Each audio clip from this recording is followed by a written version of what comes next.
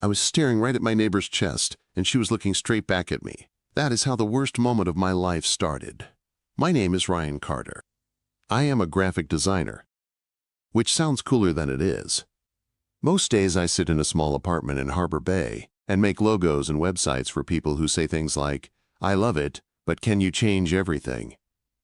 I moved to Harbor Bay 8 months ago because I thought living near the ocean would fix something in me. I thought the sound of the waves would make me less stressed, less lonely, less tired. I was wrong. I still worked all the time. I still felt worn out every day. I still had no real friends. My apartment had a nice view of the water, but most of the time my blinds were half closed, and I stared at my computer instead. My neighbor Emma lived in the apartment right next to mine. We shared a wall. At night, I sometimes heard soft jazz through it. Smooth piano, quiet sax, the kind of music people play in movie scenes where they drink wine and look perfect. Emma always looked like that when I saw her. Perfect. We would pass in the hallway maybe once a week. She would be in a neat blazer or a fitted dress, blonde hair pulled back tight, a leather bag over her shoulder. Even when she checked her mail, she looked like she was on her way to a meeting. She would smile and say, "Hey." I would say, "Hey," back in my old hoodie and worn sneakers. Then we would both keep walking. That was our entire relationship. One Sunday afternoon, I hit a wall. I had worked 17 days in a row without a real break. My eyes burned from staring at my monitor. My shoulders and back felt like wood. Everything in my head was just noise. I knew if I did not get out of my apartment, I was going to lose it. So I grabbed an old folding chair from my closet. I pulled on some shorts and a t-shirt that did not match. I did not even look in the mirror. I locked my door and walked the 4 blocks down to Shoreline Beach. The second my feet hit the sand, I felt a little better. The air smelled like salt and sunscreen. The sound of the waves was steady and strong. Kids were building sand castles. A dog chased a ball. Couples walked near the water, hand in hand. I found a spot a little away from everyone else and set up my folding chair. I had brought a paperback thriller with me, something about a detective who walks into the wrong room and knows right away that something is off. I opened the book and tried to read, but my brain would not stop. "You have 3 projects due next week," it said. "You should be working. Why are you here? You are wasting time." I took a breath and forced myself to look up. I told myself I needed to pretend to be a normal person for at least one afternoon. No clients, no emails, just ocean. That was when I saw her, Emma. She was about 30 feet away, near a big blue beach umbrella. At first, I did not recognize her. Her hair was down, loose and wavy, falling past her shoulders instead of pulled back tight. She wore a bright yellow swimsuit and a white wrap tied around her waist. She was laughing at something another woman said. It was not her hallway smile. It was a real laugh. She looked different, softer, happy. For a second, I thought about walking over to say hi, but the idea felt strange. We barely spoke in our own building. If I walked up to her at the beach, in my faded t-shirt and messy hair, I was sure it would come off weird. So I kept my eyes on my book. Or I tried to. I kept glancing up. She and her friend spread out towels, put on sunscreen, talked, and laughed. They looked like they were having a good day, the kind of day I'd forgotten how to have. Then things changed fast. Emma's friend got a call and stood up with an annoyed look on her face. She walked toward the water, pacing and waving her free hand as she talked into her phone. Emma stayed by the umbrella, digging through a big canvas bag. She pulled out sunglasses, a water bottle. Then she stood and reached for her white wrap. She started adjusting it, tugging it a little higher like she was tightening it around herself. That was when the wind hit. A strong gust rolled over the beach. The umbrella near me shook so hard it almost flew out of the sand. I reached out and grabbed it on instinct. Out of the corner of my eye, I saw Emma's wrap lift. The wind caught the light fabric and yanked it clean off her body before she could grab it. 1 second, it was wrapped around her. The next, it was flapping through the air behind her like a white flag. For 2 or 3 long, frozen seconds, Emma stood there, topless, and I was looking right at her. My brain shut down. My eyes took in the sight before my mind understood what it was seeing. Then everything snapped back at once. Her hands flew up to cover herself. She spun, grabbed the wrap, and yanked it across her chest. As she did, her gaze shot up and met mine. Her face went from surprise to shock to pure horror. I felt my own face go hot. I dropped my eyes to my book so fast my neck hurt. My heart pounded against my ribs. I could hear my pulse in my ears. All I could think was, I am the creep at the beach. I am the weird neighbor who stares. It did not matter that it was an accident. It did not matter that the wind was to blame. It did not matter that I would have cut my own eyes out rather than make her feel exposed. What mattered was that she had seen me looking, and I had seen her notice me looking. I glued my eyes to the page. I was not reading. The words blurred together. I just needed somewhere to look that was not her. The detective knew something was wrong the moment he entered the room. I read that line again and again. 10 times. 20 times. I could not lift my head. My body felt locked in place. Maybe I should move to a different city, I thought, or dig a hole and live in the sand. After what felt like both 5 seconds and 5 hours, I risked a tiny glance up. Just a quick one. Emma was talking to her friend, who had come back from her call. They were both looking in my direction. My stomach dropped. She was telling her friend about the creep who had been staring. Of course she was. Maybe they were about to march over and yell at me. Maybe they would call security. Could you get kicked off a public beach for this? Arrested? I told myself I would wait 5 more minutes. Then I would stand up, fold my chair, and walk calmly back to my car. Not run. Running would make me look guilty. Just walk like a normal person who had not just lived the most mortifying moment of his life. I did not make it to 5 minutes. I saw movement in the corner of my eye, someone walking across the sand toward me. Please be a random person, I thought. Please be anyone else. The footsteps stopped right next to my chair. A shadow fell across my book. My throat went dry. I looked up slowly. Emma stood there, wrap pulled tight around her, sunglasses pushed up on top of her head. Her hair moved a little in the wind. Her eyes were fixed on me. She did not look angry exactly, just serious, intense. "Hey," she said. My mouth tried to form words, but nothing came out at first. Then everything came out at once. "I am so sorry," I blurted. "I did not mean to look." "The wind grabbed your wrap, and I was already facing that way, and I know how that sounds, and I swear I am not some creep, I just—" She lifted her hand, and I shut up. "It is fine," she said. Her voice was calm, which only confused me more. "These wraps are useless when it is windy." She glanced at my book, then back at me. "Can we talk for a minute?" she asked. My brain shorted out. Emma, the perfect neighbor I had barely spoken to, the woman I had just seen in the most private way, was asking to sit and talk like this was some normal afternoon. I nodded, because I did not trust my voice. My heart hammered as she lowered herself down onto the sand beside my chair. I had no idea that this awful, embarrassing moment was about to change everything between us. Emma sat down on the sand next to my chair like this was completely normal, like we did this all the time. Up close, she looked different from the hallway version of herself. Her hair was a little messy from the wind. Her cheeks were pink from the sun. She looked less like some perfect businesswoman and more like an actual person. "I have been meaning to introduce myself properly," she said. "I mean, we have been neighbors for 8 months and we barely know each other." "That is kind of strange, right?" It took my brain a second to catch up. Yeah, I said. "I guess it is." Quote. She pointed toward her friend, who was pacing near the water with her phone pressed to her ear again. "My friend Melissa had to take a work call," Emma said. "I was sitting there by myself, and I saw you over here, and I thought maybe this is a sign. Maybe I should stop just saying hi in the hallway and running away." She gave a small smile. I did not plan for the universe to make such a dramatic icebreaker, though. I let out a nervous laugh. That is one way to describe it.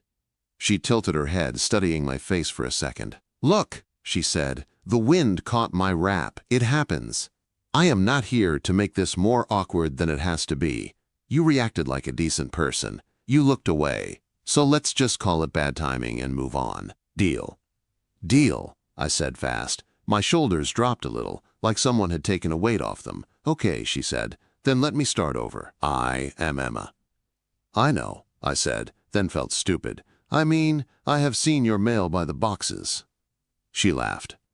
"So you know my last name is Wallace, and that I get way too many packages." Quote. "Pretty much," I said. "I am Ryan Carter."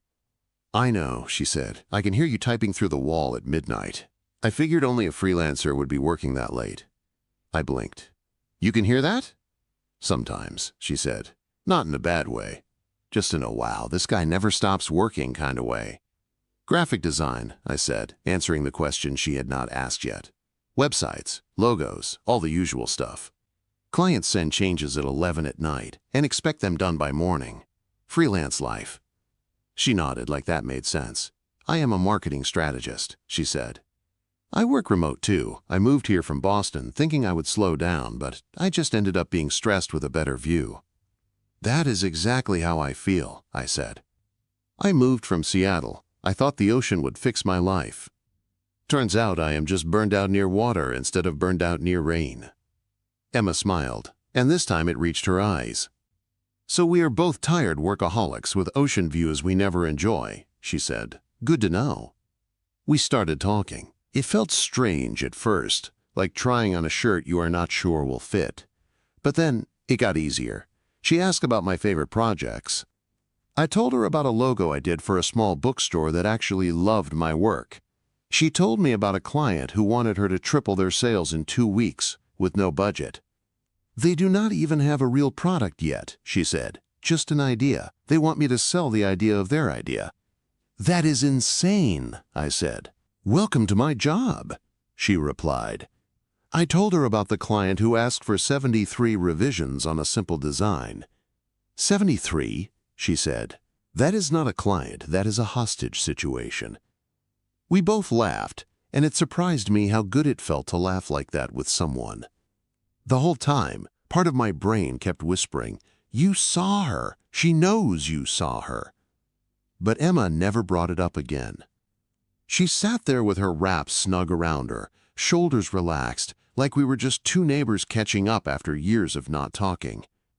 After a while, she went quiet. Her eyes drifted out toward the water. "Can I ask you something kind of personal?" she said. My chest tightened, but I nodded. "Sure." "How do you think people find balance?" she asked. "Like really find it between work and life without feeling guilty all the time?" I thought about my apartment, my computer, the long nights of trying to meet deadlines. "Honestly," I said, "I have no idea. I am the last person who has that figured out." She gave a small laugh. "Fair, but you moved here trying to find it. That says something." "I guess," I said, "but now I am just tired in a different zip code." "At least the view is better," she said, nodding toward the ocean. We sat together for longer than I expected. The sun moved a little lower in the sky. The air cooled down. We talked about the bad coffee at the shop on Harbor Street, but how their muffins made up for it. We talked about how we both loved the sound of waves at night but rarely went outside to listen. I could not remember the last time I had talked to someone like this. No small talk, no fake interest, just honest words. Melissa finally finished her call and started walking back toward us. She eyed me with cautious curiosity. "That is my cue," Emma said, standing up and brushing sand off her legs. "I should get back before she thinks I have run away forever." She took a step, then turned back to me. "Hey," she said. "There is a neighborhood gathering next Saturday. Some people from our building and a few from the next one meet at the community center.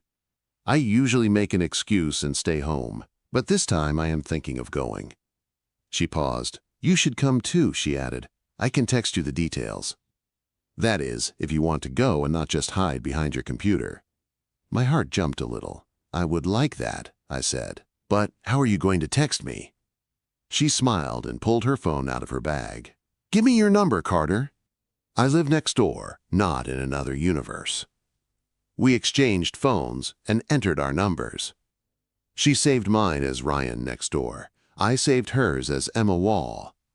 She noticed and laughed. "Nice, very creative." "Thank you."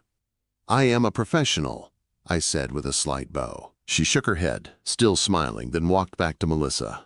I watched them talk. At one point, Emma glanced back at me. Our eyes met, and this time there was no panic, just something warm and curious. I stayed at the beach for another hour, but my book stayed closed. My mind kept replaying everything.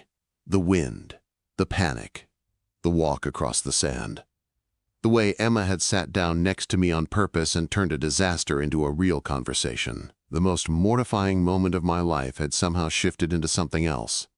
Something that felt like a beginning. The next few days crawled by. I kept checking my phone like a teenager who had just given his number to his crush. I told myself not to overthink it. We were just neighbors. She had just been kind. That was all. On Thursday night, I was hunched over my desk working on a logo when my phone buzzed. "Neighborhood gathering this Saturday at 6 at the community center. You should come." A second message followed. "Also, do you like Thai food?" I stared at the screen, reading it 3 times. My heart sped up. "Yeah," I typed back. "I will be there. And yes, I like Thai. Why?" "There is a new place on Harbor Street," she replied. "Want to try it before the gathering? We can go over to the center together after. Less awkward that way." I could almost hear her voice in those words. "Sounds good," I wrote. "What time?" "I will knock on your door at 5, she sent back. "You are literally 10 feet away. No need to pick you up." I smiled. "Deal," I answered. Saturday took its time. I spent the day pretending to work, but my eyes kept drifting to the clock. Around 4, I finally gave up and went to get ready. I tried on 3 different shirts before settling on a dark blue one that made me look slightly less like a guy who lived in hoodies. At exactly 5, there was a knock. I opened the door, and there was Emma, wearing a light green sundress, her hair down and wavy again. The hallway light made her eyes look brighter. "Hey," she said. "Ready?" "Yeah," I said, trying not to sound as nervous as I felt. We walked the 10 feet to her car together, and as I climbed into the passenger seat, it hit me that only a week ago, I had been trying to disappear into a paperback at the beach. Now I was sitting next to her on our way to dinner, and I had no idea that this simple Thai meal would pull us even closer and force both of us to admit we were running from the same thing. The Thai place on Harbor Street was small and warm, with soft lights and the smell of garlic and spices in the air. When we walked in, Emma stepped a little closer to me as we waited for a table. I could feel the heat from her arm near mine. We got a small table by the window. Outside, the sky was turning orange as the sun started to drop. Inside, people were talking quietly, chopsticks clicking on plates. "The menu is crazy," I said, scanning the long list. "How are you supposed to pick one thing?" "We do not pick one thing," Emma said. "We pick several and share. That is the only correct answer." So that is what we did. We ordered way too much. Pad Thai, green curry, fried rice, spring rolls, and some dish with basil that the server said was a favorite. When the food came, the table was full of plates and bowls, and Emma's eyes lit up. "This was a good idea," I said. "Of course it was," she replied. "I take food very seriously." We passed dishes back and forth, trading bites and commenting on what we liked. It felt easy, comfortable. At one point, we both reached for the same plate, and her fingers brushed over mine. It was just a small touch, but it sent a warm spark up my arm. "So," she said after a while, putting down her chopsticks, "why do you work so much?" Quote. I laughed. "You are one to talk. I hear your jazz music and your keyboard going after midnight." She did a small shrug. "I asked you first." I stared at my plate for a second, trying to find the real answer. "Fear, I guess," I said. "Fear of not being good enough, fear of failing. Fear of going broke and having to move back in with my parents. When I am working, I feel like I am doing something about that. When I stop, All the fear catches up. Quote. She nodded like she understood that more than I knew. That makes sense, she said. For me, it is control. Work is the one thing I feel like I can control. If I do A, I get B. But life is not like that. People are not like that. So I hide in my work instead. Do you feel like it is worth it? I asked. All the stress. She was quiet for a long moment. Sometimes, she said, when a project goes right, when a client actually listens to me. But most days I feel like I am just making rich people richer while I forget how to live my own life. She looked up at me. Is that too honest for a first Thai dinner? She asked. No, I said. It is the best part of it. She smiled then, soft and real. We shared the last of the curry and joked about bad clients. She told me about a company that wanted her to make a campaign for a product that did not exist yet. I told her about a client who sent an email with the subject line, "Final changes," and then attached a list of 50 new demands. People are wild, she said, shaking her head. People are exhausting, I replied. When the check came, we argued gently about who should pay. We ended up splitting it, both of us laughing about that too. Outside, the air had cooled down. The sun was lower in the sky. We walked side by side toward the community center, our shoulders almost touching but not quite. The gathering was already busy when we arrived. The big room was full of people standing in small circles, holding paper cups and talking about weather, kids, work, and all the usual things. This is exactly why I avoid these, Emma whispered. Before I could answer, an older woman waved at us.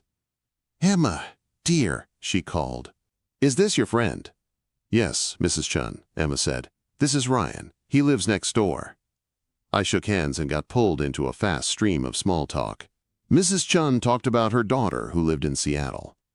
A man named Frank told me about fishing at 4 in the morning. A couple showed me pictures of their 3 cats. Through it all, Emma stayed close. Sometimes our hands brushed as we moved around the room. Every time it happened, I felt that same small spark. After what felt like an hour of smiling and nodding, we finally escaped out a side door onto the back patio. That was intense, I said. They all mean well, Emma said, but I am not good at that. I never know what to say. I get it, I said. I would rather have one real conversation than 50 fake ones. She glanced at me and smiled. There is a path behind the center that leads to a little park, she said. Do you want to walk? Yeah, I said. I do. We followed the narrow path behind the building. It opened up to a small grassy area with a few benches and a low fence that looked out over the ocean. The sun was setting, painting the sky with orange and pink streaks that reflected on the water. We stopped by the fence. The waves moved in slow, steady lines. Can I ask you something? Emma said, her voice softer now. Of course, I said. Why did you really move here? She asked. Not the short answer. Not just burnout. The real reason. I took a breath and leaned my arms on the fence. I did not like who I was becoming, I said. Back in Seattle, I was working all the time. I measured my worth by how many projects I finished and how many emails I answered. If I took a night off, I felt guilty. I stopped seeing friends. I stopped doing anything just for fun. I felt like I was turning into a machine. I looked over at her. I thought moving here would change me, I said. But I brought myself with me. Same mind, same habits. Emma stared out at the water. I did the same thing, she said quietly. In Boston, I was the person who always said yes. Yes to more work, to more responsibility, to more pressure. I was proud of being the reliable one.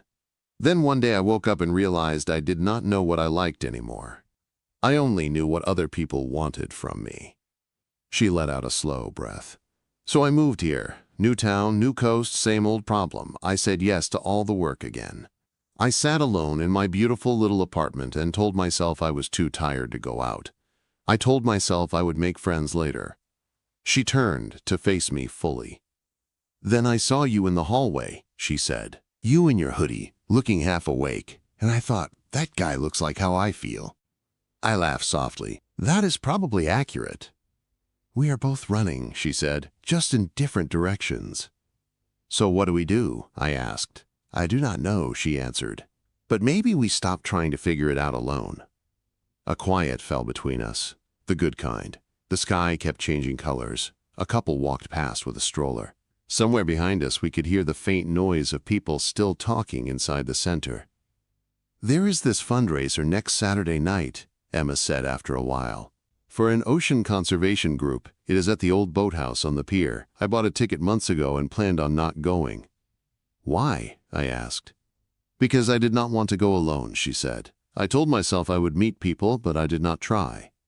She bit her lip for a second like she was nervous. "Would you go with me?" she asked. "Is my date." The word hung there between us, simple and heavy at the same time. My heart kicked up. I tried to play it cool, but I am pretty sure my voice came out a little higher when I said, "Yes, I would like that. A lot." She smiled, wide and bright. "It is semi-formal," she said, "so you will need to wear something nicer than a hoodie." "I own one decent shirt," I said. "Maybe even a tie if I can find it." "I believe in you," she said. We walked back to the center and stayed a little longer so people would not think we had vanished. But the whole time my mind was on next Saturday. On the word date. On the way she had looked at me when she asked. When the gathering ended, we walked home side by side in the dark. The streetlights cast long shadows on the sidewalk. The air smelled like the ocean and cut grass. At our building, we stopped between our two doors. "Thank you for tonight," Emma said. "For coming. For talking. For not making me feel crazy for feeling the way I do." "You are not crazy," I said. "You make more sense to me than most people I know." She smiled and reached out. Her hand squeezed my forearm for just a second. It was a simple touch, but it sent a warm line all the way up to my chest. "Good night, Ryan," she said. "Good night, Emma," I replied. She went into her apartment. I stood in the hallway for a moment, staring at my door and feeling like the whole building was somehow different now. The week before, the fundraiser felt both slow and fast. I worked on client projects, I answered emails, I tried not to think too much. It did not work. On Saturday evening, I stood in front of my bathroom mirror, straightening a gray button-up shirt and fumbling with a dark tie I barely remembered how to knot. At a few minutes before 7, I stepped out into the hallway and walked the short distance to Emma's door. My hands were a little sweaty. My heart was beating way too fast for such a short walk. I knocked. The door opened. Emma stood there in an emerald green dress that made her eyes look even brighter. Her hair fell in soft waves. She had a light touch of makeup on, just enough to make her look like the most put-together version of herself. For a second, I forgot how to talk. "You look," I started, then stopped. She smiled. "I will accept, nice, if that is where you were going." "You look amazing," I said honestly. She glanced at my shirt and tie. "You clean up pretty well, too," she said. She reached out and straightened my tie just a little. That small, simple action made my chest feel tight in the best way. "Ready?" she asked. "Yeah," I said. "I am ready." We walked out to her car and drove toward the pier, the lights of Harbor Bay reflecting on the dark water. Up ahead, the old boathouse glowed with strings of white lights. As we parked and stepped out into the cool night air, I had no idea that inside that building, with the sound of the ocean hitting the pier below us, everything between us was about to change again. The old boathouse on the pier looked like something from a movie. White string lights hung across the ceiling. Round tables with white cloths were set up around the room. Big windows showed the dark ocean just beyond the glass. I could hear waves hitting the pier under us, steady and strong. Emma walked beside me, her hand brushing mine as we moved through the crowd. Every time her fingers touched my skin, my heart jumped. She knew a few people and introduced me. "This is Ryan," she said more than once. "My neighbor. He is a graphic designer." We shook hands, made small talk, smiled.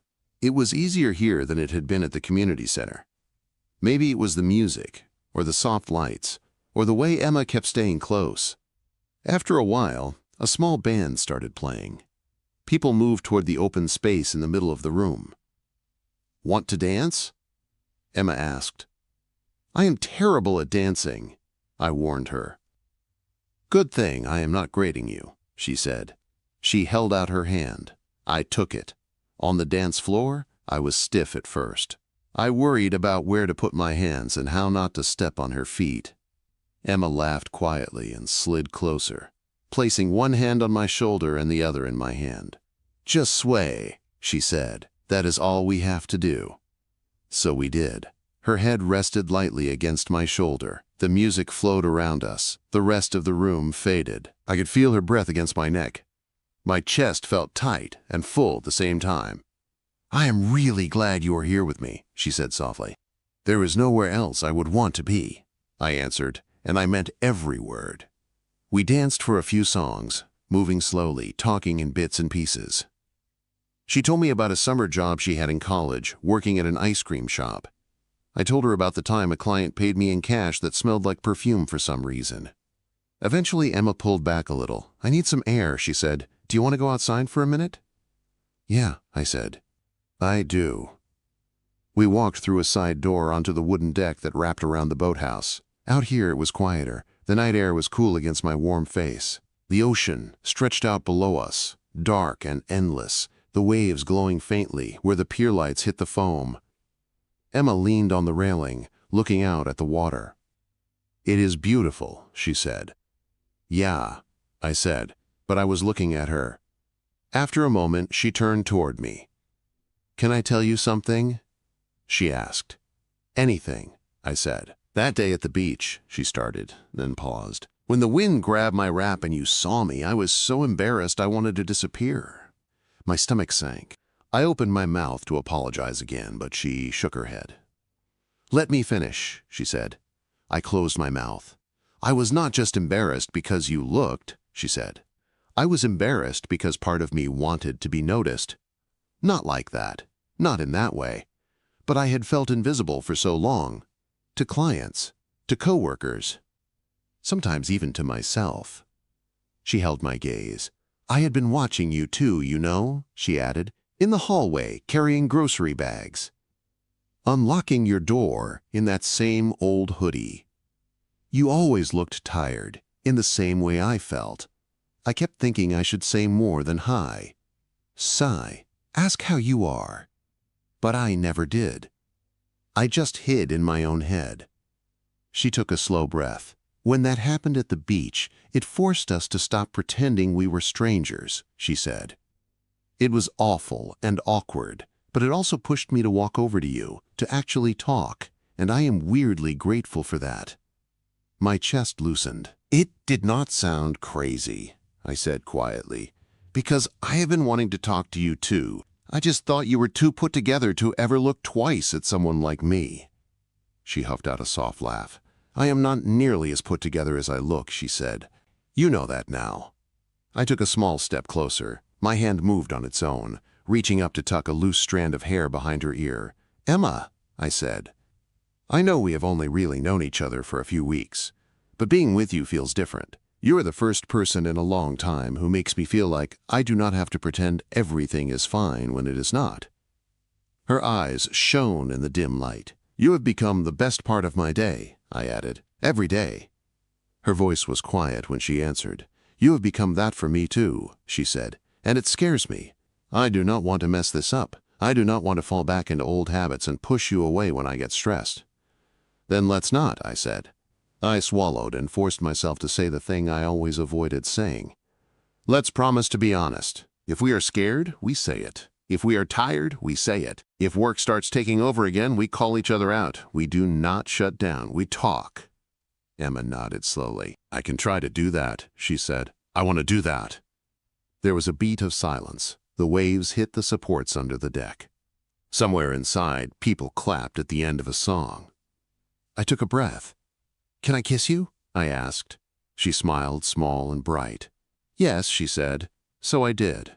The kiss was soft and careful at first. Her lips warm against mine. My hands found her waist. She leaned closer. The world felt like it narrowed down to the two of us on that old wooden deck over the ocean. When we pulled apart, Emma rested her forehead against mine. "That was worth waiting for," she whispered. "We stayed outside for a long time, talking in that deep way people talk when they are finally being fully honest. Emma told me she had been thinking about changing her work. Maybe taking fewer big clients and focusing on smaller businesses. Maybe teaching online instead of chasing every contract. I want to help people who actually care, not just pad numbers on some report, she said. I told her about my quiet dream of building websites and designs for schools, shelters, and small nonprofits. Places that needed help but could never pay big agency rates. Why have you never tried? She asked. Fear, I said simply. Same old thing. She looked at me like she was seeing the answer clearly. What if we tried together? She asked. Your design, my marketing. We could build something that actually matters and still pays the bills. Not tomorrow, not next week, but maybe soon. You would want to work with me? I asked, surprised. I already like talking to you all day, she said. Might as well make it official. We drove home that night with the windows cracked a little, letting in the sea air. Halfway back, Emma reached over and laced her fingers through mine. I squeezed her hand. Thank you for being patient with me, she said. For not running away when things got messy. Quote, Thank you for walking across the sand and talking to me even when it was the most awkward moment of our lives, I replied. She laughed. Best terrible moment ever, she said. The months that followed were different from anything I had known before. We started small. Emma would bring her laptop over and work at my kitchen table while I worked at my desk. Sometimes we were quiet. Sometimes we shared music. Sometimes we stopped and made lunch together, burning grilled cheese and ordering pizza when it went wrong. We took walks on the beach in the evenings. We talked about our days, our fears, the dumb things clients did, the way our minds tried to convince us we were not enough. We fought sometimes. About dishes. About noise. About who was hogging the Wi-Fi. Old habits crept in. She pulled back one week when a big project came in. I shut down one day when a client hated my work. But we went back to our promise. We talked. We apologized. We tried again. Little by little, the pain of our old lives loosened its grip. About 3 months later, on a quiet morning, I woke up to find a note slid under my door in Emma's neat handwriting. Meet me at the pier at sunrise. Bring coffee. I smiled as I read it. I grabbed 2 coffees from the shop on the corner and walked down to the water. The sky was just starting to lighten when I got there. The ocean was gray and soft, the horizon edged with pink. Emma stood near the railing, hands in the pockets of her jacket, hair pulled back from the wind. Hey, I said, handing her a cup. Thank you, she said. She took a sip and let out a happy sigh. Okay. This is perfect. What are we doing up so early? I asked, leaning next to her against the rail. I have been thinking, she said, about that idea we talked about. Helping smaller groups, building a business that fits the life we actually want. My heart picked up. I want to do it, she said. Not someday, now. I want to start building something with you, something that helps people and lets us live without burning out. She turned to face me fully. And I do not just mean the business, she added. I want to build a real life with you too, one where we both make time for things that matter, where we do not hide behind work when we are scared, where we keep choosing each other even on hard days. The early light made her eyes look clearer, almost golden. What do you think? She asked. I set my coffee down on the rail and took both her hands in mine. I think I have never wanted anything more, I said. The sun started to rise, turning the water gold, and the edges of the clouds bright. The wind whipped around us, but I felt steady. Standing there with Emma, I realized something important. If that awful, embarrassing accident at the beach had never happened, we might still be 2 tired people saying hi in the hallway and going back to our lonely lives. Instead, that moment tore away the safe distance we kept. It pushed us into each other's worlds. It forced us to see and be seen. I used to think that day at the beach was the worst moment of my life, I said.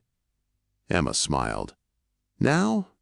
She asked. Now I think it was the strange, messy start of the best thing that ever happened to me, I said. She squeezed my hands and stepped closer. Same, she whispered. And as the waves rolled in and the sun rose higher over Harbor Bay, I kissed her again, knowing that this time, nothing about it was an accident. We were here on purpose, together, ready to